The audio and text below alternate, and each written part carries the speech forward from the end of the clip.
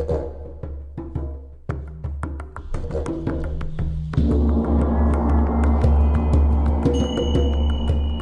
everyone, welcome to Expansioncast. Expansioncast is a magical podcast I created so people could find simple or unconventional solutions to expand their personal awareness and experience.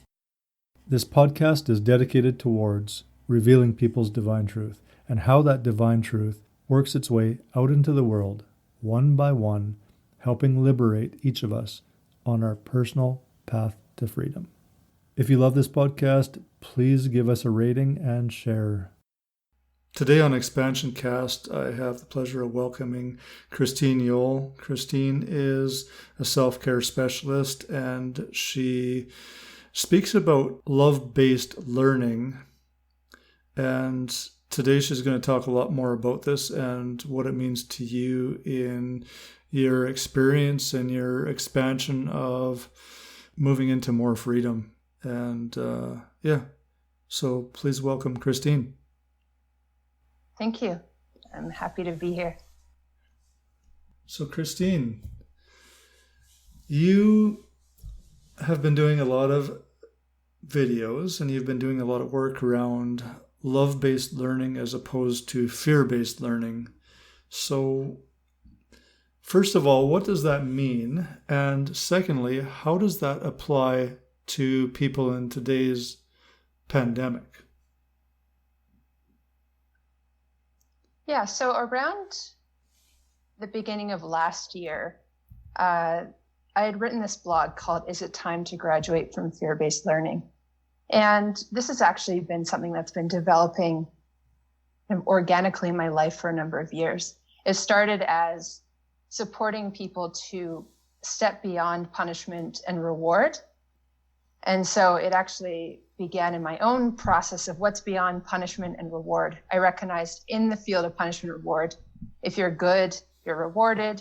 If you're bad, you're punished. So it's like, how do you be good and right so you get rewarded and not be bad and wrong and thus be punished? And in my own life, I was like, well, I feel like I've done everything right.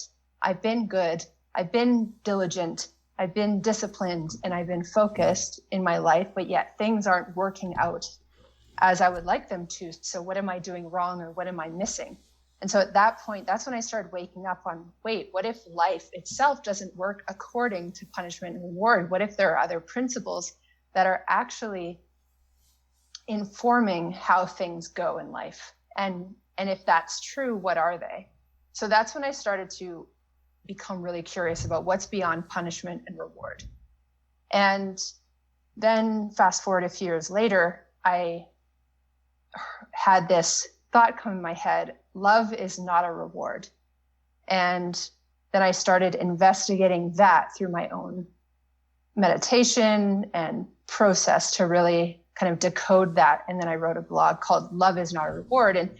And what that was about was starting to say, see how love has been positioned as a reward. So if you're good, if you're right, you'll get the love and attention you, quote, deserve.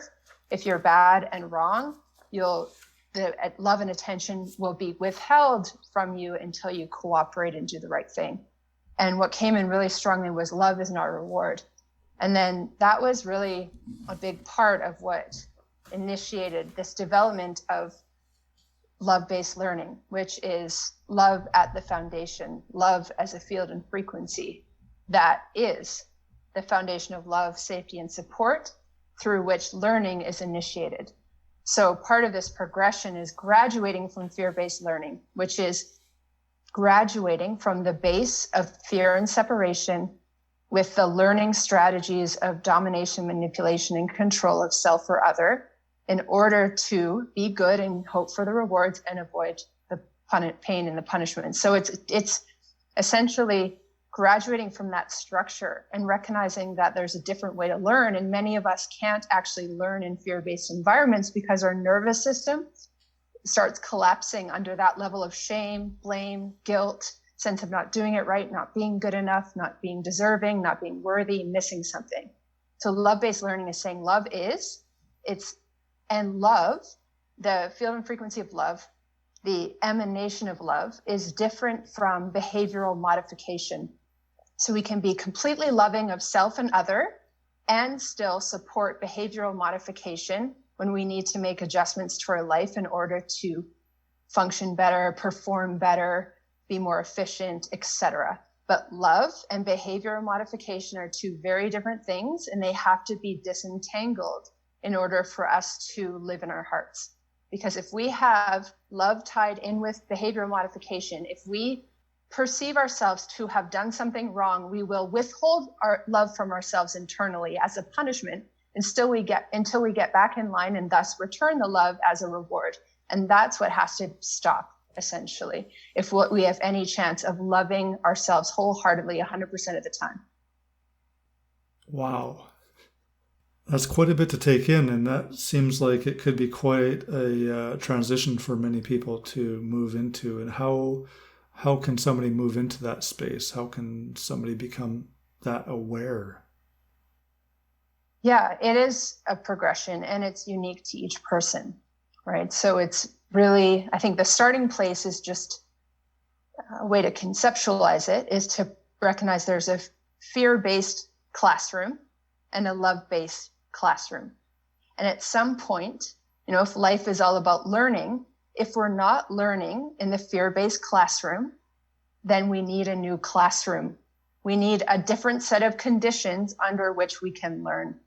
So when there's this recognition that I'm not learning and I'm here to learn, I'm not growing and I'm here to grow, then I need the environment that's conducive to that process. So I think the first thing is just recognizing that there's such a thing as a love-based classroom, and that in that environment, learning is different and growth is different. And so that's the starting point, is the recognition that there is a different environment that's more conducive to learning. So what does that look like? And can you give me like an example, take me through like a scenario of how that change would be facilitated and what it actually looks like in real time? Yeah. So first would be to use the example of a fear-based classroom compared to a love-based classroom. And the relationship in classrooms is often between student and teacher. So I'll start with love-based learning. So a teacher would partner with the student. So imagine a teacher coming next to you and saying, where are you? What are your needs, wants, desires, and priorities? And how can I facilitate you learning what you're here to learn, learning what you want to learn, acknowledging what's in your best interest to learn, to be happy and fulfilled in your life? Okay, so that's an example of a love-based teacher who would come and partner with the student, and the content, if you will, would be generated through the meeting of the teacher and the student. Okay, fear-based learning is when the teacher, who is often deemed as superior and in the know, decides what the student is to learn. You're here to learn this. This is what's important. This is how it's done. If you don't learn it, come back again. So there's often coercion, force. I know what's best for you. Don't question my authority. Stay in line or else. If you don't learn the way I want you to learn, there's something wrong with you, but I'll make you better because I'm here and I'm committed to you learning. That's kind of the extreme of a fear-based teacher, whereas a love-based teacher would be like, oh, you're not currently learning this. What else do we need to put in place to support you learning what you want and need to learn? How can I uplift you, support you, partner with you, and become even more aware of who you are and how you learn so as to be able to facilitate your learning process?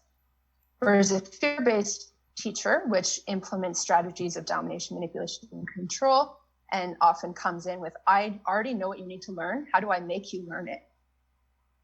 If you don't learn it, I'll in some way induce a sense of force or make you feel unworthy, undeserving, like something's wrong with you, but I'll make you better. So there's just this intensity, which I'm displaying through my words and energetics, so you can get a sense of what that's like. So the key is to just recognize where we've been. We've all been in environments of fear-based learning, and on the planet now, both classrooms exist. So the key is to acknowledge that Both classrooms exist.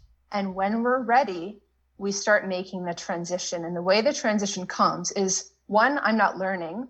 2, there's something wrong here. 3, what's this I'm not good enough thing? What's this shame thing? What's the sense that no matter what I do, I always feel wrong and like I'm missing something? There's something in us that wakes up and goes, this is insane. Like, what the hell happened to me? Why do I have this shame? Why do I feel like I'm not good enough? Why do I have a low self-esteem? Why do I feel like no one really cares about me? Why do I feel depleted, exhausted, depressed, frustrated, and confused, right? So there's this wake up in the self, or sometimes there's just an exposure to the frequency of love that starts to change something in us. It's like when someone offers us this space of love and we go, oh my God, but I didn't do anything. Why are you loving me right now? What do you expect of me? What do you want from me? No, but what do you want from me? Don't love me. What do I need to do? How do I need to perform? Right? Totally. This slow progression to, it's like introducing this new frequency and us starting to just dismantle all this, the conditions we placed on receiving love and all the justifications we have in place for why we weren't loved the way we knew we could be. And all the reasons for it have to break down. All our beliefs about who we are and why we aren't loved and what's wrong with us and what we need to change, all of that has to slowly be dismantled to welcome in this frequency that's just like this field and frequency of love is here. It's always been here and it will always be here. Like, and we start to be introduced to that frequency that's just there no matter what. And then we can continue to modify and adjust our behaviors according to our growing awareness of what's best for us. But again, that field and frequency of love that's here no matter what is different from the path of behavioral modification to enhance our quality of living.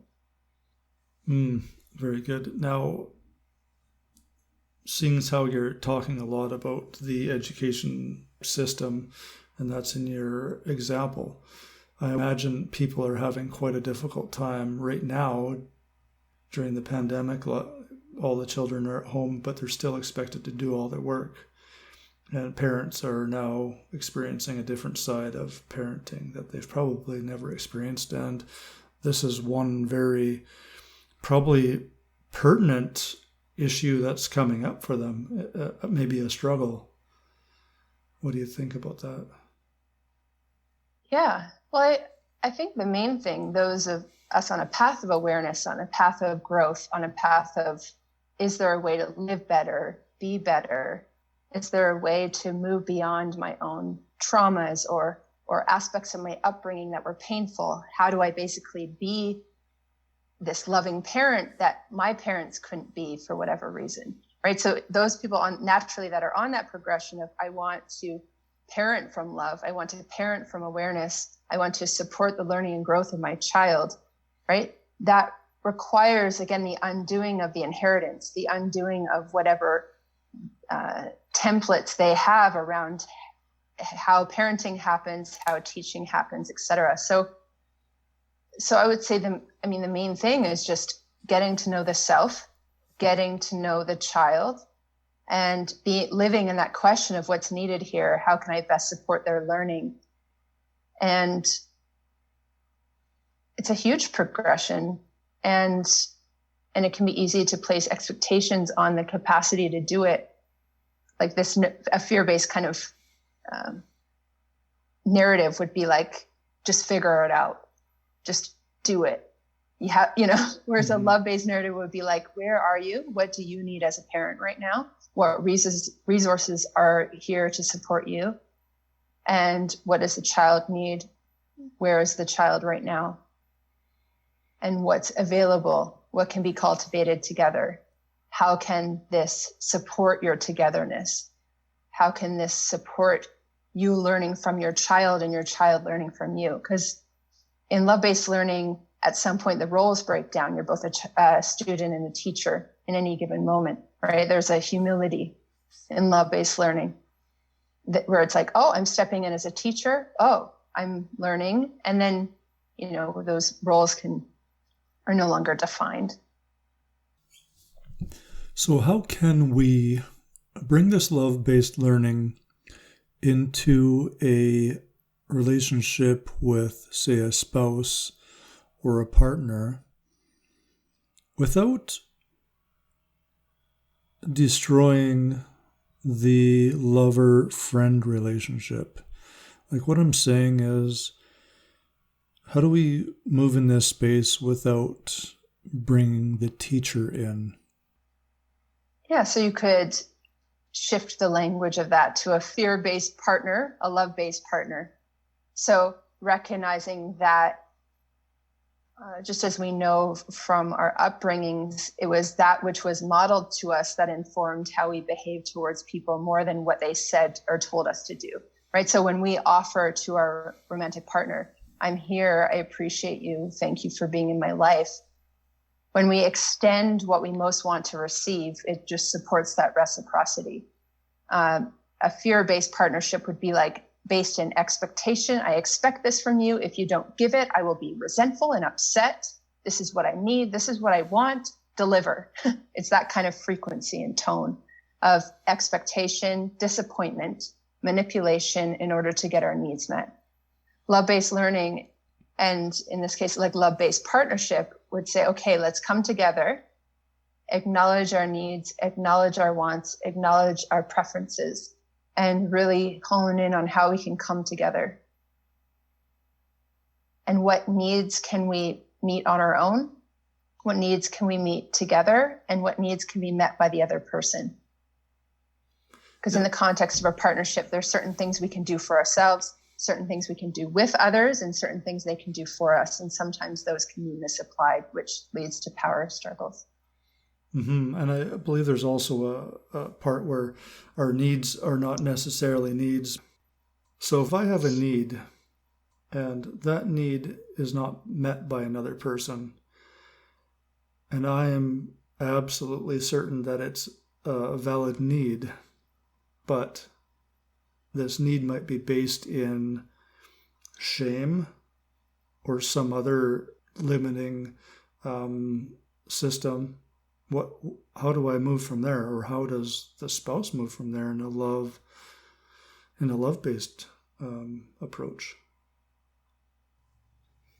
Well, I think one thing that, again, many of us on a path of development and personal growth and awareness have recognized is that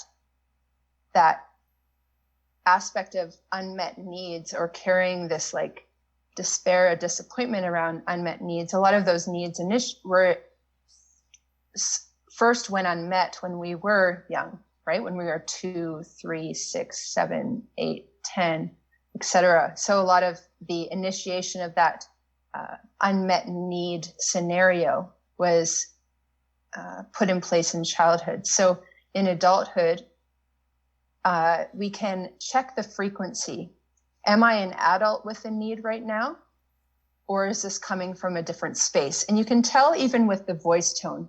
If someone's like, hey, lover or spouse, would you be willing to take out the garbage? Right? There's this frequency. So when we're speaking as an adult, there's a coherent frequency. But if you pay close attention to the voice tone and other aspects, when someone's dropped into more a child element, like, why don't you take out the garbage? Why don't you care about me? Why do you make me do everything? Then anyone with awareness would be like, oh, that frequency sounds like a younger version of us, right? And then you can even ask the question, like, for awareness, how old am I right now? How old am I being? I'll be like, oh, I'm like 6. Okay, what happened at 6, if you want to go that route, depending on someone's level of awareness and how familiar they are with this type of work. But let's say someone's already familiar with this type of work. What happened when you were 6? Oh, my dad always expected me to do things. And when I didn't do them right away, he got mad at me. And so I started to feel really sad, like he's disappointed in me and I'm not good enough for him, right? And then there can be some sort of integration or resolution work that you either do on your own or if your partner's into that, does with you to just support this, like, wow, that was really hard to live through that. It would have been very hard to have a parent who had these expectations of you, and then if you didn't meet them right away, led, felt disappointed and da da da da da. So there's different ways of working out those imprints that are not based in present time, right? So there's a lot of different practices and approaches for doing inner work. So the key is to just recognize the voice tone and where the need is arising from. Is the need arising in the present dynamic? And if it's arising from the present dynamic, there's the availability for it to be met. Usually if it's a need is arising from another time, another space, it's often arising from the frequency of, I know this need won't be met, and I'm going to be upset when my partner doesn't meet it. That's usually some sort of echo from another time, because if it's a need from the present relationship dynamic, it will only arise if it can be met. And there'll be an intuition of, oh, it can't be met here. Is there another way I can be resourced to meet this need elsewhere? Mm-hmm. Well, I do have a belief that needs are created out of a space of trying to be in balance. I had a migraine this morning, and my brain is like in the strangest place. I was listening to the radio, and it told me it was 8:81 a.m. And I'm like, what is going on? 8:81 a.m. And I couldn't even, it was such a bizarre, probably even hearing that is probably like trips your brain a little bit. And it's like your brain tries to, what? How does that come to be? And I think my whole being just tripped out by hearing 8:81 this morning. And then did they say April Fools or something? Or no, I don't think it was April Fools. Man, do you think? Probably. But then they said like a few minutes later, this was like CBC a few minutes later, and it was like, it's 8:82. I think my brain was just so mumbled up from being in like this space of migraine that, I couldn't just make sense of it. Now they got me thinking, was it like April Fool's? I don't know. I'm going to check that out. So there might be some rational thing happening. So getting back to needs. I feel like needs are a bit of a trap, and maybe a bit of a part of the human being that shows us when we're out of alignment. And when we're actually in a space of not having needs, that's when we're actually super healthy or super connected with our divine essence. Because when we're connected with our divine essence, we have no need, no desire for anything. Everything is absolutely perfect. But as soon as we come out of that space, we come to a need, which is based out of a negative vibration. An old experience, an old trauma or something that says this is the need to survive. This is the need you might have to accept just to survive in the space you're in, unless you can actually move beyond the initial trauma. And it could be a small trauma or a big trauma. But yeah, that's kind of my thoughts. Yeah, and I think there's a lot of benefit in shifting our language, because as we know, words carry energy, and certain words have been affiliated with certain energies. So often, the energy of need implies lack, implies external authority, implies I'm not enough, implies there isn't enough, or it can be this notion of the quote need to be like fed, and you can never be fed, etc. So often, in our path of progression, we'll shift from that language of need, and especially through meditation and this field and frequency of love, and we often perceive this energy that's abundant, that is. And so often our language will start to change to reflect what's going on in us. So then in a partnership, it may be more the language of creation, right? Which is more common. And, as people develop, as they start to use more the language of like creation and possibility coming together to perceive or know what we can create together. or be and do together, what is available here. And so the language starting to be more a language of being, of having, of creation, no longer the language of not enough or starvation, and then the expectation of others to provide or fill that hole. Mm-hmm. So did you have maybe an initial struggle that you had to work through to get to this space that you're in right now, to this this awareness or this free-flowing being that you're experiencing? Yeah, I think it would take a number of hours, if not days, speaking continuously to really be able to articulate half of it. But what I could say now, the quickest version would be I was a competitive athlete, did an undergrad in the US, did a master's degree.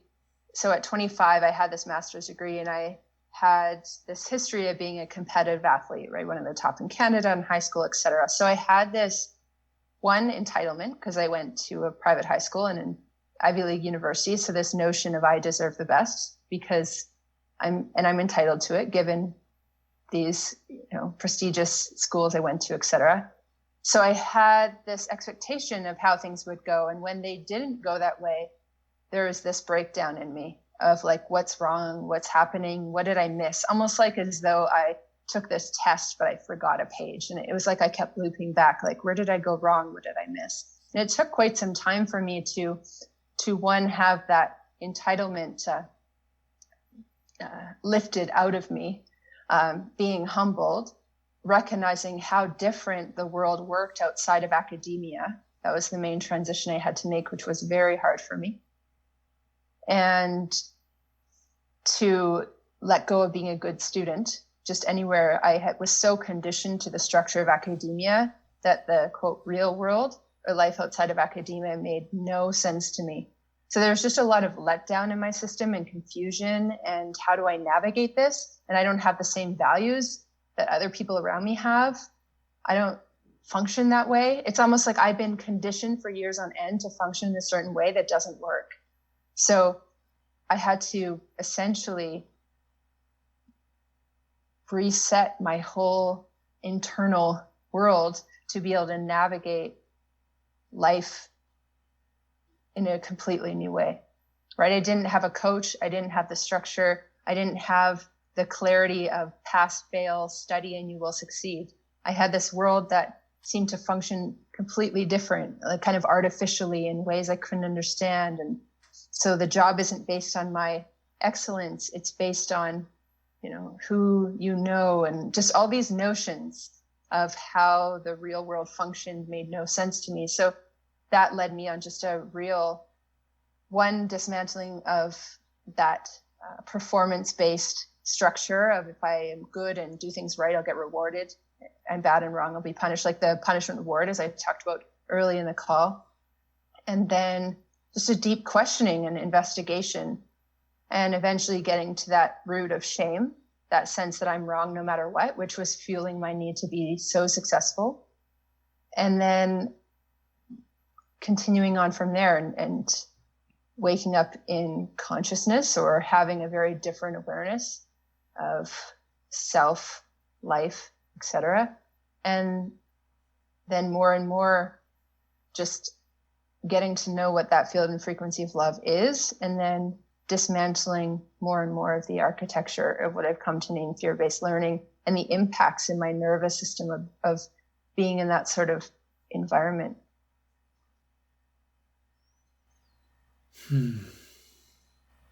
So how does this world relate in today's pandemic?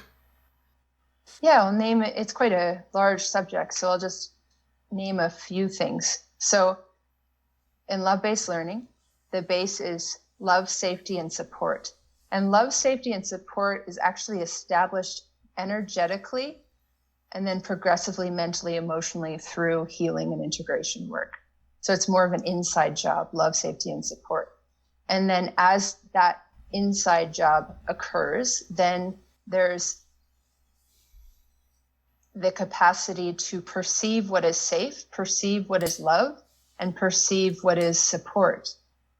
So as we undergo this internal transformation, then we can see in the world what is love, what is safety, and what is support, and also discern or recognize what is not that. And from the highest level, fear and fear-based learning is a part of love. It's not in opposition to it. So that's just a side note. And but yet in the world today, right, and in fear-based environments, we'll call it, rather than classroom, or we'll let go of that language of education for a while. In fear-based environments, the foundation is fear and separation. In an environment of fear and separation, safety and support, it's more of this grasping. Oh no, how am I going to be safe? What do I need to do to survive? There's this reliance on the mind and the mental structures to provide safety. So what happens in a fear-based environment is where the way humans have evolved or developed is to, when we feel emotionally unsafe, we try to mentally create certainty and safety through reason, logic, and decisions. Well, I'll just do this and then it'll be fine. Or just, so we rely on just the mind alone. And emotionally, we feel very unsafe and uncertain and in fear. So some people, when they feel, unsafe, uncertain, they resort to wanting an external authority to tell them what to think, what to feel, and how to behave. So they don't trust themselves, and they can't rely on their knowing and their intuition and insight. They resort to an external authority to tell them what to think, what to feel, and how to behave. And clearly that's very dangerous, because if that authority doesn't have your best interests at heart, the direction that they will lead you is not for your highest good, based on what they want and what they think is best. Anybody that even has your best interest at heart doesn't always have your best interest at heart, do they?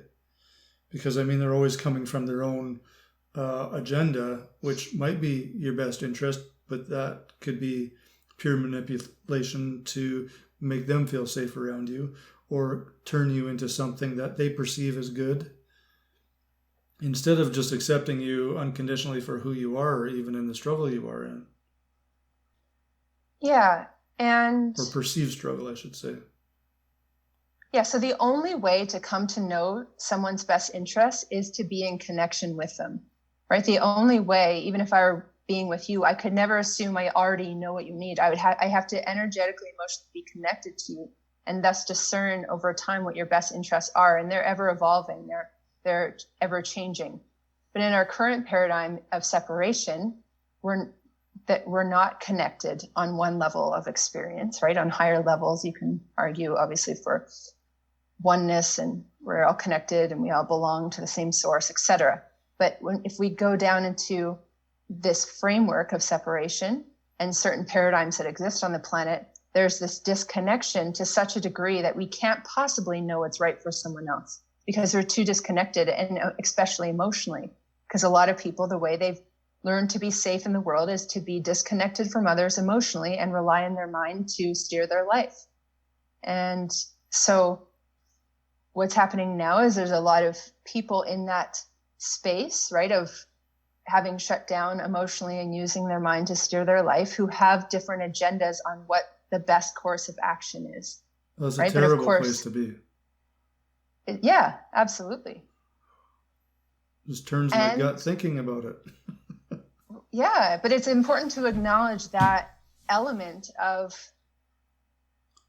humanity, so as to be aware of it, so as to know how to interface or interact with that, and acknowledge that it is here and it is a strategy. So one strategy, again, is to close down emotionally, rely solely on the mind to guide action. And if one is doing that, it's impossible for them to truly consider another's best interest, because unless you're emotionally connected, you don't know what they are. So how do we move from a disconnected emotional state into a connected emotional state? I mean, the ultimate way is through the field and frequency of love. Other ways people would speak about that is through the heart where there is no separation. So in a sense, there's a unified space or a unified field that we can be a part of or in and engage in. So there's less fear and separation, greater trust. Like all these things are progressively established, and there's no easy step-by-step program. But ultimately, it's communication, but it's communication through the heart, the body, the mind, and beyond. Right? So we have these different modes or methods or styles of perception that support us being connected. Okay, another question. Mm-hmm. Some people say that love is like the highest vibration. And then there's other people that say that joy is the highest vibration, and then that love actually falls under joy. Have you heard of this, and what are your thoughts on that? What feels true for you? Well, the thing with the word love is it has come to mean so many different things. Love isn't actually a feeling. It's a space that has no separation. It's a unified field. It's unity. It's beauty. It's quintessence. It's like all these different words that can describe this space that includes everything. Okay, some people describe that space as radiance, and that's what I would describe it as. Mm-hmm. Yeah. Yeah. So in that regard, that frequency or that radiance emanation, it is what it is. It's completely undefined. Mm-hmm. But often when we're in the presence of that, our nervous system relaxes. And so there's just different ways to come to know it. There's a spaciousness, there's a peace, there's a capacity to breathe, all of that. So intimacy becomes a different animal altogether, doesn't it? Yeah. So what's your description like? How would you describe your experience of experiencing intimacy with a human being before experiencing the radiance that you experience now, or the love, whatever we want to call it? Can you describe the contrast? Yeah. So prior to, let's say, the awakened heart or awakening into love, or however you want to name that shift, it's more like coming together with another person. This is my body, that's their body. What do I want them to do to me so I feel pleasured? What can I do to them so they feel pleasure, so that we can both have a good experience? So again, intimacy goes beyond the bedroom, but that's the easiest example.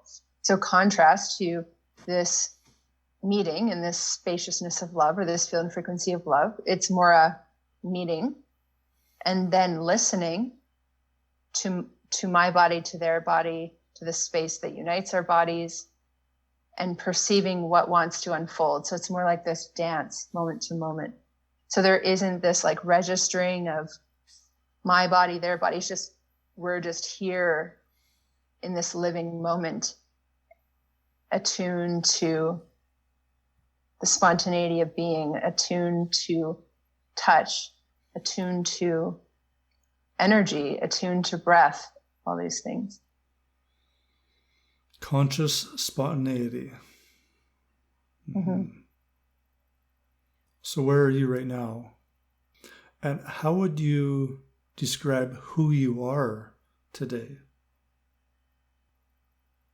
So where I am isn't a place or a defined state. At some point, all linear concepts of progression fall away. So there isn't this check mark for where I am, and there's no comparison to where I was. There's this quality of isness, or this being here with what is, being in this space of now. There's so many words to attempt to articulate it. Being engaged in the living moment, listening, hearing, asking, perceiving. coming to know who I am. So there isn't a definition on I am this, I am not that. There's just this ever unfolding recognition of the self. If you were to put this entire beautiful description into one term, what would it be? Yeah, some would name it as some people use the word of tantra, right? Which this unity with life, or this surrender to life, this living moment. Different words that could attempt to describe it are just more and more this space of unity where I'm like unified with all things and navigating as that. So there's kind of a listening through all of creation and a participation in all of creation. So it is quite mystical in one regard, and it can be disorienting in other regards, interfacing with certain fields where if someone is functioning in total separation, then I still take them as part of me, and I can often perceive what's arising in their body and their mind, but yet they assume I can't. So then I present as not, etc. So it's a fascinating thing to live as this, but it's where my life has taken me. So it's where I am. Mm-hmm. And there's nothing else. Mm-hmm. So we talk about all these theories and beautiful notions, and I just wonder how one can move into this love space that you're speaking of and share it with like the basic family structure that exists. Well, I would say the primary offering is energetic. So the spaciousness of being and the frequency of love, like that is felt, even if it's not felt on the surface in someone, it's felt deep in them. So even that is a form of initiation, which when they're ready will lead them somewhere.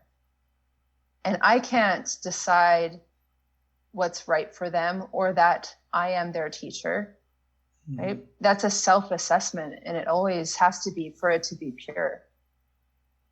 We know who our teachers are. We know how there's something that they know, or I know along my path, there have been different healers and different people. I'm like, I need to have a session with them. Like I'm aware that there's something they know or can facilitate. So I think the primary thing is just this emanation, this acknowledgement. When you acknowledge someone, acknowledge their presence, just acknowledge them deeply, something wakes up, and they may not register it that day, but they register it when they register it, and then their own wisdom, their own innate knowledge, their own innate capacity for intelligence will lead them, to the books they need, etc. Because I really do believe that there are people in the world who can teach in different phases of the journey. And we don't all have to try to simplify our work to meet the beginner. Other people can teach a beginner, and we can teach from where we are. So I think there's the art to that. Obviously, if someone comes to us, we meet them where they are. From where we are, we find that meeting place or space. Say for me, I can adjust my language depending on who I'm in front of, because my heart is informed and desires to connect and be together. So there's an adjustment that naturally occurs to facilitate connection. So that's what we have. We have the wisdom, the intelligence of our heart that can guide us when we're with people. And I can't give effective advice if I'm not connected to someone through the heart. So I could speak directly to a beginner, but only when I'm like with that particular person or group of people, that I know what to say, what's true, where they're at, how to speak to that. But in every moment, I'm informed by who I'm with as to what to say, because the ultimate truth is conveyed in silence. No words can capture the truth. The truth is conveyed in silence, and love is conveyed in silence. And then we allow words to just point to that truth and point to that love. I really think that's a great space to end the podcast. And yeah, if anybody who's,